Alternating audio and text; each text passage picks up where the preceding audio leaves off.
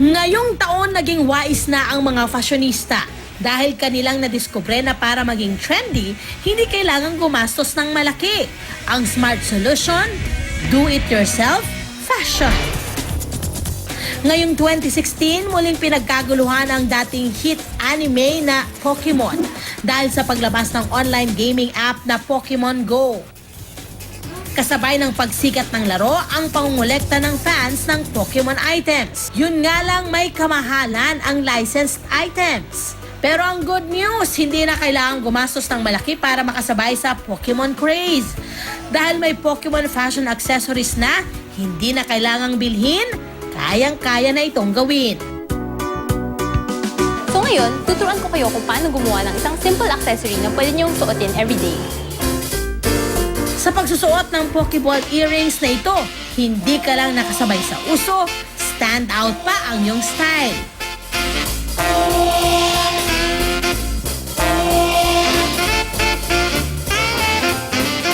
Dito pattern natin na wire na bilog, i-fit in lang natin siya ng beads. So kung anong gusto nating design, nilagay lang natin siya. Iporma lang ang aluminum wire ng pabilog. Para sa Pokeball design, lagyan ang gitna ng black beads. Saka ito lagyan ng fabric glue. Ang taas, tikitan ng puting beads. Ganon din ang gawin sa red beads sa ilalim. Gawin ang parehong proseso sa isa pang kapares na hikaw. Hintayin matuyo ang glue for 15 minutes. Lagyan ng hook sa ibabaw. Padaanin ito sa butas ng beads. Pokeball earrings baka mo. Ayan at ready to wear na ang mga ito. For only 30 pesos, pabubola mo na ang ibang Pokemon addicts na bagong bili ito. Maging ang school supplies, umaariba rin sa mundo ng fashion. Kung akala nyong pang papel lang ang paper clips, aba, nagkakamali kayo. Presenting paperclip accessories. Kailangan ng kulay silver at star-shaped paper clips. Para elegante, naisip kong gumamit ng silver na triangle na paper clips. At gagamitan ko to ng mga botones. Depende na lang sa inyo kung gaano karaming botones ang gusto ninyong gamitin at gaano kahaba yung gagawin ninyong kwintas. Kabitan ng paper clip ang magkabilang butas ng botones.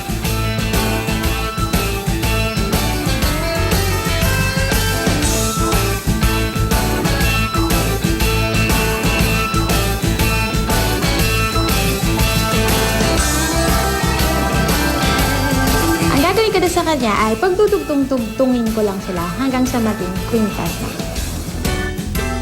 Kung gusto nyong maging stand out sa inyong mga Christmas party, bakit hindi ito subukan? Mas litaw pa ang ganda kung ipapare sa itim na pang-itaas. Para tuloy-tuloy ang pagrampa, sunod naman nating gagawin ang paperclip bracelet. For bracelets naman, hindi na natin kailangan ng buttons or ng glue. Kailangan lang natin ng magandang klase ng paper clip. Kagaya dito. Start. Pagdugtong-tugtungin lang ang mga paperclip.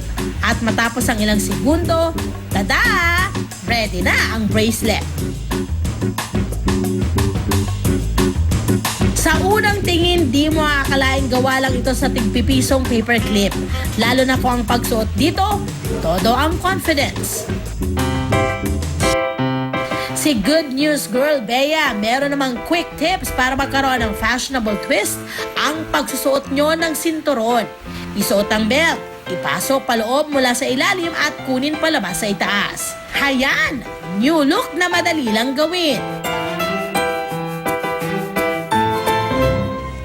Para makumpleto ang rampa, huli nating kakaririn ang paggawa ng do-it-yourself tops. Tuturuan namin kayong gumawa ng long sleeves na tamang-tama ngayong taglamig.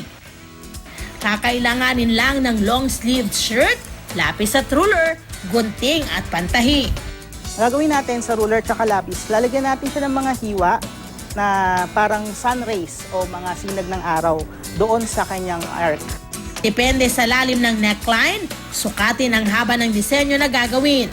Halimbawa, sa sukat na 5 centimeters, gumuhit ang mga linya pababa mula sa neckline hanggang makabuo ng arko. Gupitin ang mga linya.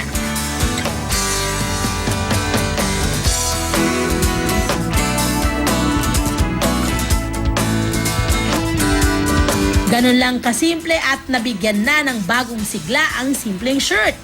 But wait, there's more. Meron pa tayong pwedeng gawing ibang design dito sa nagawa na natin. Para magkaroon ng diamond pattern, bawat isang panel na nagupit, i-twist at idugtong sa katabing panel. Isang direksyon lang dapat ang pagkakatwist para maganda itong tingnan. Sa simple twist and knot, ang resulta, Ayan. So ang ating plain t-shirt kanina na long sleeve, ngayon fashionable long sleeve blouse na. bongga na, wala pang nagastos. Kung gusto mo namang i-level up ang simpleng t-shirt, bakit di ito subukang gawing pan-collared shirt? Ito ang tawag sa style ng kwelyo na nakabagsak at sinusundan ang neckline. Kailangan natin ng t-shirt na solid ang kulay at printed na tela para mas makita natin yung design. Ito ang gagamitin natin para sa collar ng ating bagong design. Sa isang papel, i-trace ang neckline. Ito ang magsisilbing base ng pattern sa paggawa ng kwelyo. Gawin ito para sa harap at likod ng shirt. Ilapat ito sa printed na tela na gagawing kwelyo. Iguhit mula sa base ng pattern ang kapal ng kwelyo. Markahan ang tela gamit ang push pins. Sundan ng maigi ang pattern para maging pantay ang pagkakagupit. Maglagay ng allowance na at least 1/2 inch para sa bahaging ikakabit sa neckline. Itupi ito sa gitna at gumupit ng pakurba mula sa pinagdugtungan para magkaroon ng isang pares ng kwelyo. So natapos na natin yung ating front collar, kailangan natin ng 4 na piraso na ganito.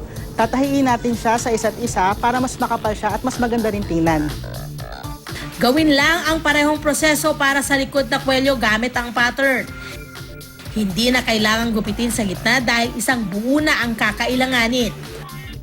So ito naman yung likod ng ating collar. Kailangan naman natin ng ganito, 2. So ulitin lang natin yung paggupit nito para dun sa likod to ng ating t-shirt. At pag napagkabit na ang mga kwelyo, tahiin ang mga ito sa neckline ng t-shirt.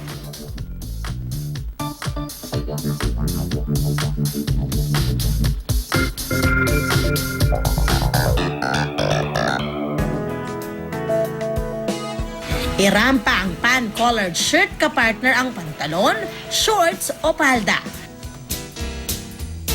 Sa lahat ng bagay, dapat maging madiskarte at praktikal na tayo. Kaya ang fashion, hindi naman kailangang mahal. Sabi nga nila, nasa pagdadala lang yan.